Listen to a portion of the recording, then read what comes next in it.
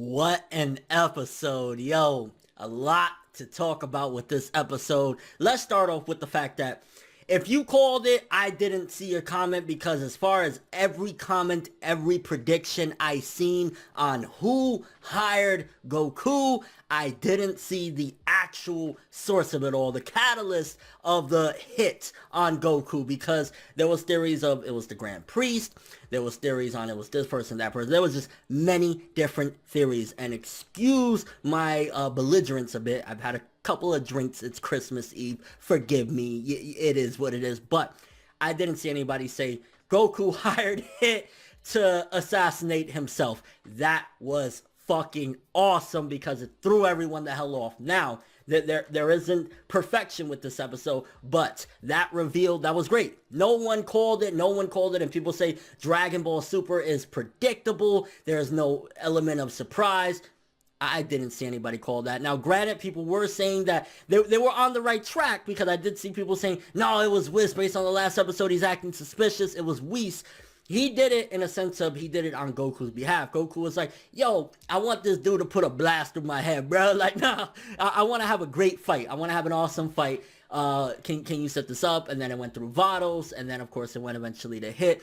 So nobody was on, 100% the mark of Goku doing it, which it's awesome, and it always goes back to that Saiyan heritage because they love a great fight, and he knows that Hit is an incredible fight, art, and animation. That trailer or that preview, very misleading in a sense of I thought, damn, this is gonna look booty butt cheeks. This is gonna look like Baboon Uzaru ass because of the preview, but that was a very small scene and a giant cluster of, it looked gorgeous. Even the animation was fluid, the art was looking really good, so props to Toei on making us think we were going into a tragedy, a travesty, and ultimately, I mean, almost every key visual looked great. And then the fluidity of Goku fighting against Hit, it looked great. And I'm still shocked off that surprise. I'm not even gonna lie. That actually caught me genuinely like,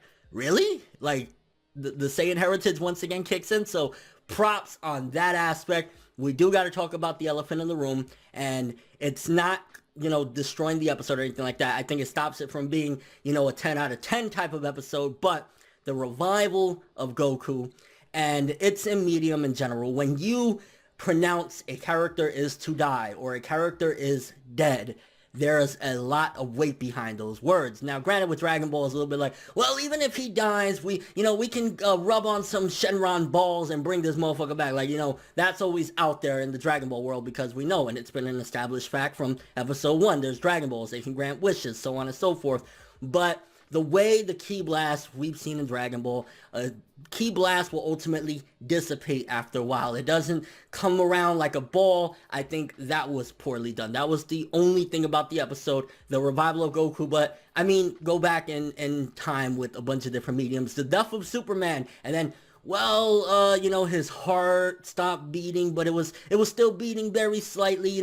There's always been that problem where if you pronounce the character's dead, people are going to have a shit fit regardless of what you do. But the way it was executed is the problem. It's not even the fact that he was brought back, because if it would have been explained in a decent way, like maybe Goku planned this shit out. He was like, okay, if I get hit in the heart, then I'm going to have this blast that's going to revive me. But ultimately, it was just kind of like, oh, mate, I'm about to die. I can't hit him. And then it came back, and we know against, the rules of the Dragon Ball universe, what's been established, the Ki Blast is supposed to dissipate. It's not going to come back down like a fucking volleyball and just randomly hit him. I mean, it could have been so much better if it was just Piccolo pumped him back and Piccolo gave it his all, or everybody there, Gohan, Piccolo, all of them brought him back. It would have been a little bit better than just a Ki Blast coming back, because it's like, what the fuck, is it a boomerang or some shit? Like, it's supposed to dissipate. So that was the only problem with this episode, because everything, even the training scenes with Vegeta and Whis, which is what makes Dragon Ball Super, I've been saying it,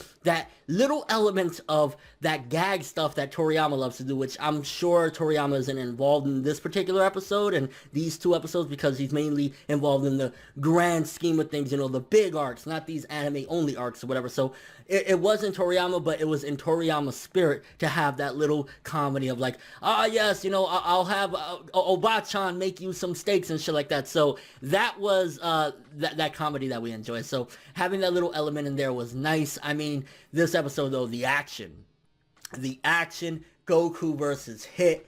That was top tier. I ain't gonna lie. I mean, the outcome, you can argue the way Goku finished the fight. Essentially, it was a draw, I felt, because they were both on the ground. They were both knocked out. So I'm more so going with maybe it was on the draw side. I know some people are going to say, no, it was clear. You know, Goku finished it all off, but they were both on the floor. And ultimately, it was not really like Goku standing on top of Hit saying, yo, Hit, you a pussy. You know what I'm saying? So it wasn't completely that Goku took the W. He took the win. It was kind of like, Goku probably could have lost. Now, let's quickly talk about Hit's new technique. Now, based on the way it was explained of him kind of like moving through different dimensions in a way, it honestly reminded me of Kamui from like Naruto. If you've ever seen Naruto, essentially it's like one of these characters or two of these characters can use it because they have special eye abilities where they can kind of move through dimensions where you can't really touch them and then come back. Now, it was a little bit different in a sense of like Hit was using his ki itself as like the after image technique. So it was a little bit different, but essentially that's kind of what it reminded me of. So if you need an explanation and you've seen Naruto, it's kind of like Kamui. Like he was basically using something similar. It wasn't the time skip technique. Personally, I like the time skip technique more. I mean, if you're a JoJo fan, Zawardo comes to mind when you think of the time skip technique that Hit had in the tournament. But nonetheless, that's the best way to explain it. It's kind of like Kamui, the ability that Kakashi and Obito have in Naruto. That's what it reminded me of based on the explanation we got on Hit's technique. But, I mean, Goku coming in, and honestly, the episode was awesome. There was one glaring factor. That was the beginning, but you contribute art and animation, because if you're the type of person that one thing is bad about the episode and you're saying the episode is absolute trash and shit, then what type of, if you're claiming to be a critic or you're looking at it from a critical standpoint, you can't just say a piece of material, 24 minutes is shit because of one glaring problem. I mean, I'm clearly addressing it. It's not that I'm damage controlling. It's not that I'm saying, no, it was perfect, man. What are you talking about? No, there was an issue. There was a big issue in the beginning of the episode, but that doesn't deteriorate from the fact that art and animation, the choreography, the jokes, the comedy was up there. Goku versus Hit in general was just awesome. And even the explanation, the reveal that nobody saw coming. Nobody